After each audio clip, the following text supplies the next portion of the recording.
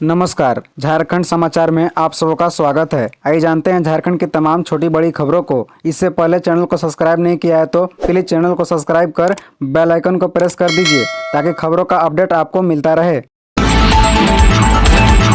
पूर्व सीएम रघुवर दास का हेमंत सोरेन पर निशाना, कहा अपने वादों को भूलकर जनता को कर रहे हैं दिग्भ्रमित।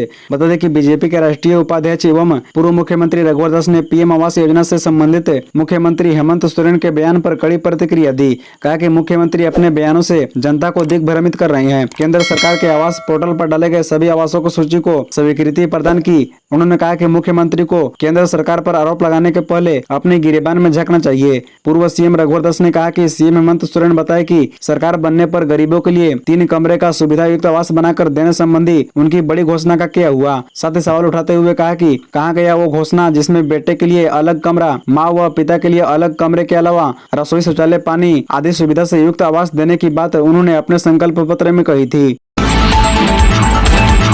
रांची नगर निगम के सहायक प्रशासक ही करेंगे अतिक्रमण मुक्त करने का कार्य। शहर को 4 जोन में बांटा गया। जी हां, आपको बता दें कि रांची शहर को अतिक्रमण मुक्त करने का कार्य अब नगर निगम के सहायक प्रशासक करेंगे। शहर के हर कोने में यह अभियान चले, इसके लिए पूरे शहर को 4 जोन में बांटा गया है। हर प्रशासक को एक जोन का प्रभार दिया गया है। इस संबंध में निगम के अपर प्रशासक कुंवर सिंह पाहन ने आदेश जारी किया है। इस दौरान सड़कों पर अवैध रूप से लगी दुकान, अवैध रूप से पार्क वाहन और सड़क पर बिल्डिंग मटेरियल गिराने वालों पर कार्रवाई की जाएगी। खुले में कचरा फेंकने वालों को ऑन स्पॉट चालान भी थमाया जाएगा। सहायक प्रशासक दिन भर जहां भी अभियान चलेगा, प्रतिदिन उसकी सूचना शाम को निगम को उपलब्ध कराएंगे। बता दें कि अभियान के दौरान निगम के इन्फोर्समेंट अफसर शामिल तो होंगे, लेकिन किसी प्रतिष्ठान से जुर्माना नहीं वसूलेंगे। इन्फोर्समेंट अफसर अब केवल अभियान में साथ रहेंगे। मानकी मुंडा माझी परगनेत को घर और बाइक देने की घोषणा के खिलाफ दर्ज करेंगे पीआईएल सालखन मुर्मू।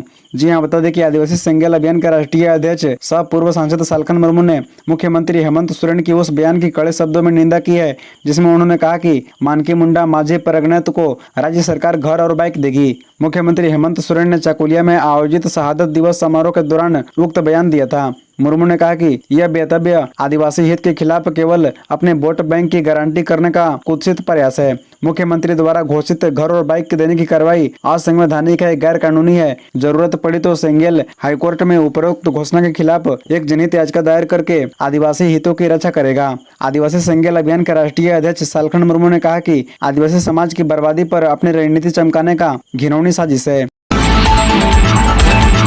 बाबूलाल मरांडी ने हेमंत सरकार पर किया प्रहार, बोले राज्य में लूट व भ्रष्टाचार का बोलबाला।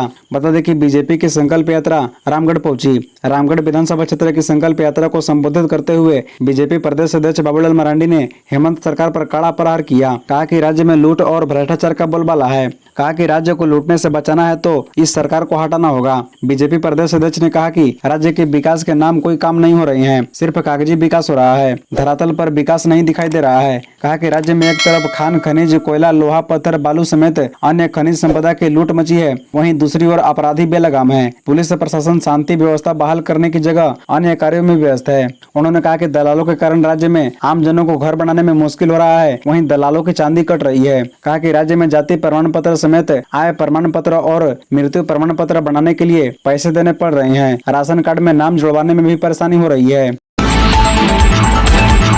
देवघर में बिना हेलमेट पकड़े गए 10 पुलिसकर्मी, लाइसेंस और बाइकें जब्त, लगा दोगुना जुर्माना। बता दें कि सड़क सुरक्षा को लेकर सुप्रीम कोर्ट के निर्देश का अनुपालन कराने के उद्देश्य से देवघर में यातायात पुलिस ने चेकिंग अभियान की शुरुआत मंगलवार को सत्संग चौक के समीप से की। अभियान के पहले दिन यातायात पुलिस ने 10 पुलिसकर्मियों को बिना हेलमेट पकड़ा। इन सभी पुलिसकर्मियों की बाइक जब्त कर थाने लाई गई। वहीं सभी से बिना हेलमेट के दोगुने फाइन 2-2 हजार रुपए ऑनलाइन जमा कराया गया। बता दें कि सभी पुलिसकर्मियों का लाइसेंस भी जब्त कर लिया गया है। पुलिस कर्मियों की जब्त की गई बाइकें मालवाहक गाड़ी में लोड कर यातायात थाना मंगवाया गया। साथ ही पुलिस कर्मियों का लाइसेंस 3-3 माह के लिए निलंबित करने के लिए परिवहन कार्यालय को प्रतिवेदन भेज रहा है। उस प्रक्रिया के बाद पुलिस कर्मियों की जब्त बाइक जीमानामा पर मुक्ति की जाएगी। इन 2 विषयों में असिस्टेंट प्रोफेसर की नियुक्ति के लिए इंटरव्यू 15 सितंबर को। आज होगी दस्तावेजों की जांच। बता दें कि लंबे समय से असिस्टेंट प्रोफेसर की नियुक्ति का इंतजार करने वाले अभ्यर्थियों के लिए अच्छी खबर है। दरअसल झारखंड लोक सेवा आयोग ने नागपुरी और पंच परगनिया विषय में नियुक्ति के लिए तिथि की अधिसूचना जारी कर दी है। इसके मुताबिक आयोग ने 15 सितंबर को साक्षात्कार की तारीख रखी है, जबकि 14 सितंबर यानी आज दस्तावेजों की जांच होगी। हालांकि अभी तक रिजल्ट जारी करने की तिथि का ऐलान नहीं किया गया है। बता दें कि जेपीएससी द्वारा जारी नोटिस के अनुसार नियुक्ति से पहले ही शॉर्ट लिस्टेड कैंडिडेट के दस्तावेजों की जांच होगी, जिसकी तारीख 14 सितंबर यानी आज है। कागजात की जांच आयोग कार्यालय में ही होगी, जिसमें आपकी मैट्रिक से लेकर पारा स्नातक के दस्तावेजों की जांच होगी। इस दौरान आपके पास यूजीसी द्वारा जारी नेशनल एलिजिबिलिटी टेस्ट का उत्तीर्णता प्रमाण पत्र होना भी जरूरी है। वहीं अगर आप आरक्षित वर्ग से आते हैं तो आपको उससे संबंधित दस्तावेज भी प्रस्तुत करना होगा। आयुष्मान भव अभियान की शुरुआत राज्यपाल सीपी राधाकृष्णन बोले, लोगों तक स्वास्थ्य सेवाओं को पहुंचाना उद्देश्य।